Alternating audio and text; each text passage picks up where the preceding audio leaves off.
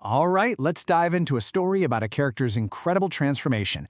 This is about what happens when you are completely shattered, pushed right to the very edge, and you have to somehow find a strength inside you that you never ever knew you had. So we start here with our protagonist, Juliet Ferris. And this quote, wow, this tells you everything you need to know about where her head is at. She truly believes she is nothing more than the consequence of catastrophe.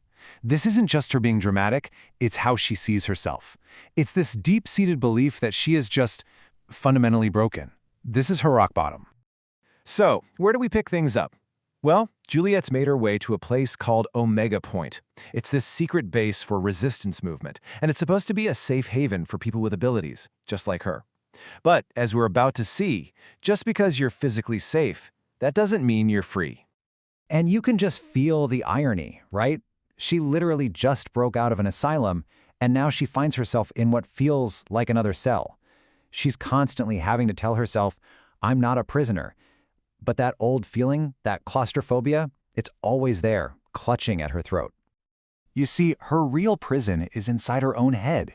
She keeps having this nightmare about a bird that's trapped. Its wings are beating, but it can't fly up and it can't fall down. It's the perfect metaphor for her. She's absolutely terrified of her own power, her lethal touch, and at the same time, everyone else at Omega Point is whispering about her, treating her like a monster. So, how do you break out of a prison you've built inside your own mind? Well, sometimes it takes an outside force, a really loud and really blunt outside force.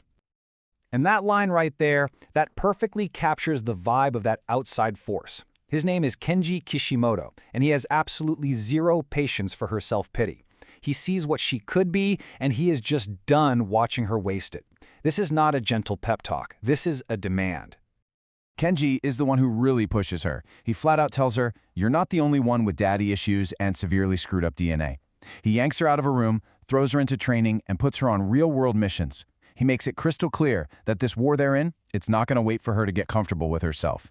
But it's not just the war that's pulling Juliet apart. As she starts to actually engage with the world again, her heart gets tangled up in a whole new conflict of its own. Okay, so you've got two very different paths. On one side, there's Adam. He's the guy from her past, the one person she can touch without killing.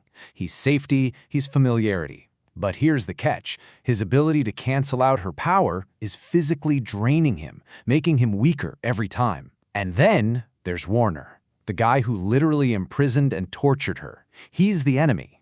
And yet, he seems to get the dark parts of her in a way no one else does. This is Adam's whole deal. He just wants to protect her, to make everything okay. It's exactly the kind of stability Juliet has wanted her entire life. But you have to wonder, is that a promise he can actually keep? And then you have Warner. He secretly read Juliet's old, tattered journal from the asylum, and this is what he tells her. See, while Adam is offering her safety, Warner is offering something completely different. He's offering understanding. He saw his own pain in her words, and for Juliet, that connection, it's as terrifying as it is irresistible. So while all these personal battles are raging, the actual war is still happening. Juliet, Adam, and Kenji get sent on a mission to rescue some people. And this is where everything is about to go completely sideways. The mission takes them to this bizarre, perfectly pristine house in the middle of a totally derelict neighborhood. But it's all an illusion. It is one big trap. The Supreme Commander himself is waiting for them. In the chaos, her friends manage to get away. But Juliet, she's captured, and she is totally alone. So who is this big bad Supreme Commander? A man named Anderson. He's the guy running the whole evil empire, the Reestablishment. And in the first of some seriously shocking twists, he also happens to be Aaron Warner's father. Juliet's capture isn't just a bump in the road. It is the key that is about to unlock a whole bunch of devastating secrets that will completely change every single relationship in the story. Okay, so you might want to buckle up for this because it is a bombshell. Anderson isn't just Warner's dad. He's also Adam's abusive father. A man Adam thought died a long time ago, which means Adam and Warner are half-brothers.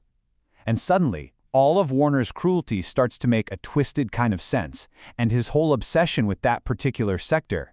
He was just trying to be close to his sick mother, who his father had hidden away. So Warner, who's now a prisoner too, he reveals that his father is about to slaughter a huge number of civilians. Turns out, he hates his father way more than he hates the resistance. And just like that, the lines between good guy, bad guy, friend, and foe, they just completely dissolve. Faced with all these insane truths, and after a brutal fight where Anderson nearly kills her, something inside Juliet finally snaps. But it doesn't break her. No, it puts her back together, differently, stronger. Surviving that attack basically rewires her entire system. The girl who spent her whole life hiding and being afraid, she's just gone. She realizes that she has a second chance, and this time she's going to make a difference. She is done being a victim. And her transformation really comes down to these three things. First, she finally embraces her past. She stops running from the terrified girl she used to be. Next, she accepts her power, not as a curse anymore, but as a tool. And finally, she forges her own path. No more letting Adam or Warner or Kenji decide who she's gonna be. And this quote just says it all. This is the new Juliet. All that fear has been burned away, and what's left is pure, unfiltered rage and resolve. She is done being nice, she is done being scared, she is ready to fight.